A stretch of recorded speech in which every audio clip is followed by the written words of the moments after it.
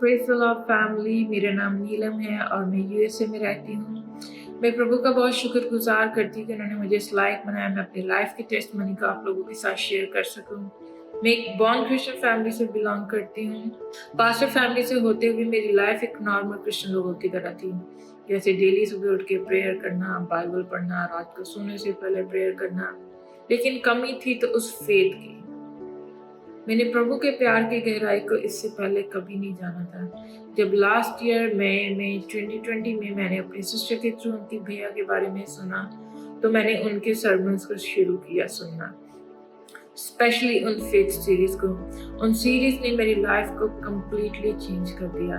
प्रभु का पीस मुझे मिलना शुरू हो गया और मेरे फेथ को इंक्रीज करा और मैंने जाना कि प्रभु कितना महान है। मैंने प्रभु के प्यार की गहराई को जाना कि वो हमसे कितना प्यार करता है। फिर उसके बाद मैं जुलाई में बीमार हुई, सीवियर स्टमक किक के साथ मैं बीमार पड़ गई। फिर 4th डे मैंने डिसाइड किया, अराउंड 2:30 के करीब मैं हॉस्पिटल गई। वहाँ जाके मैंने अपनी एडमिशन करवाई। उन्होंने मेरे वाइटल्स लिए, उन्होंने मुझे बेड दिया, मेरे कुछ टेस्ट किए, blood test, urine test, reports आई। डॉक्टर ने मुझे कहा कि कुछ वायरल इन्फेक्शन है, कुछ इंटेस्टाइन में इन्फेक्शन है, कुछ म्यूकस प्रॉब्लम है, तो मेडिसिन दे के डिस्चार्ज कर देंगे। कुछ देर के बाद डॉक्टर ने मुझे कहा कि अगर तुम चाहो तो हम एक कैट स्कैन करना चाहेंगे। उन्होंने मेरा कैट स्कैन किया, आवर के बाद उसकी रिपोर्ट आई। फिर सीनियर सर्जन आए, डॉक्टर ने मुझे कहा कि हमें सुबह तुम्हारी इमीडिएट सर्जरी करनी पड़ेगी। I was so shocked. मैंने उनसे पूछा सर्जरी फॉर व्हाट? तो उसने मुझे कहा कि जो तुम्हारी स्मॉल इंटेस्टाइन है वो तुम्हारी लार्ज इंटेस्टाइन में चली गई है और उसकी वजह से नॉट लग गई है और जो ब्लड सप्लाई है वो रुक गया है। उसकी वजह से हमें तुम्हारे कोलन के उस पार्ट को रिमूव करना पड़ेगा क्योंकि वहाँ पे ट्यूमर बन चुका है। 9:30 उन्होंने मेरी सर्जरी स्टार्ट करी। उसके बाद फिर उन्होंने मुझे रिकवरी रूम में शिफ्ट कर दिया और रिकवरी रूम से उन्होंने मेरे रूम में शिफ्ट कर दिया। Everything is alright. और फिर उसके बाद 6 वीक्स के बाद मेरी रिपोर्ट आई क्योंकि जो उन्होंने मेरा कोलन रिमूव किया था उन्होंने उसको बायोप्सी के लिए भेजा था और उसकी रिपोर्ट आने के बाद डॉक्टर ने मुझे कहा कि तुम्हें स्टेज 3 कोलन कैंसर है and you have only 1 week, you have to start your chemo as soon as possible.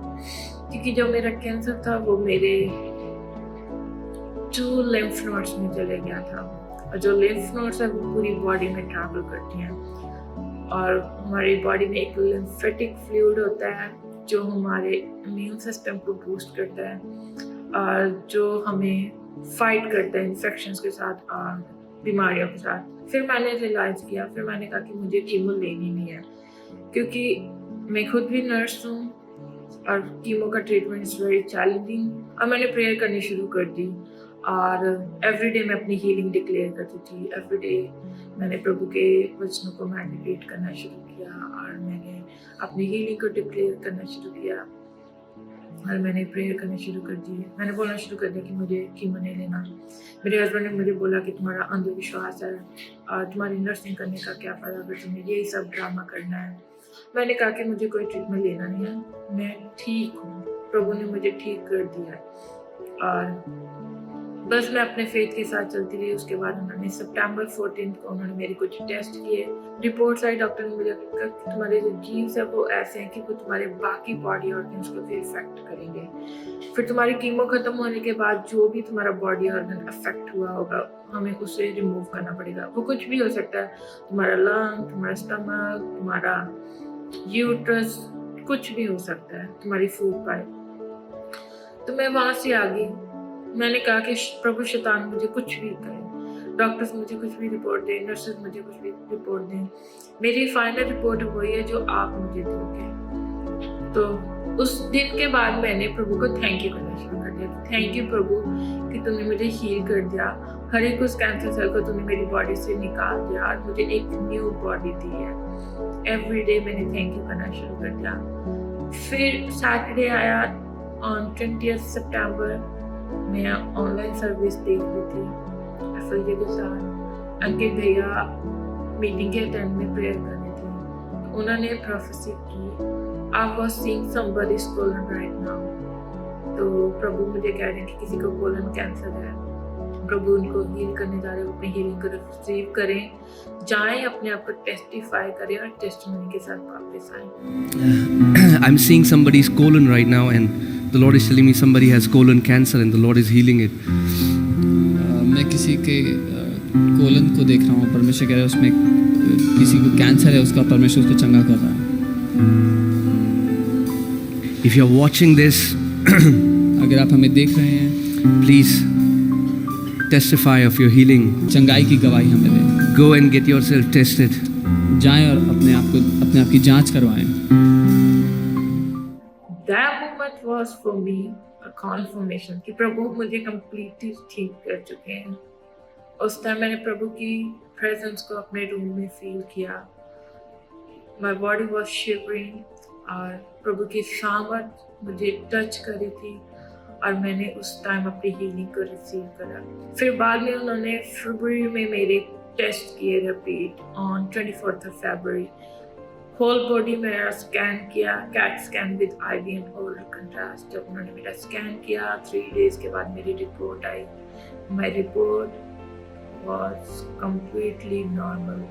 मुझे कोई भी कैंसर सेल नहीं था मेरी बॉडी के किसी पार्ट में, क्योंकि प्रभु मुझे कम्प्लीटली हील कर चुके थे।